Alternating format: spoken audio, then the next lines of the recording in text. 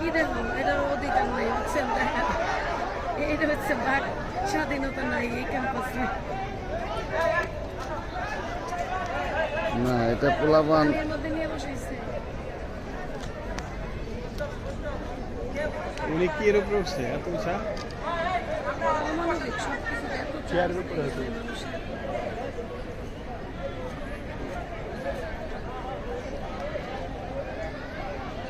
রিএডমিশন ফি কি এমন আপনি 15,000 টাকা নেওয়া লাগবে 20,000 টাকা নেওয়া লাগবে রাজুকের কথা বলে রাজুকের কত কম বেতন নেই এটা আমার সব ছবি টবি তুলে কালেক্ট করছে